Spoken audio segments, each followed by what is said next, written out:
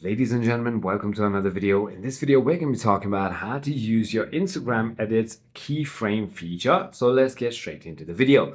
It's just as simple as Premiere Pro or any other editing application if you have used it, or if you haven't used it, this is going to be the only video that you'll ever need to watch on the internet. I'm going to open a project right over here, which already has a video, as you can see. Now, let's just say I want to go ahead and zoom in a little bit on the start of this clip. What am I going to do is simply go ahead and tap on the video. And once I've done that, as you can see, there's the keyframe animation tab right beside the play. I'm going to simply go ahead and tap on the plus icon right over here. Now I'm going to move to the end of the video. Now what I can do is simply go ahead and change the scale just like that, wherever I want to, and then I'm going to simply go ahead and let it off.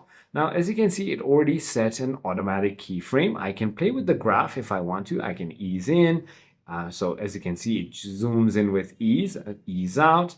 I can also have ease right over here. There's also other like quadratic, cubic, bounce. You can simply go ahead and play around with these just like that if you want to simply go ahead and look at it.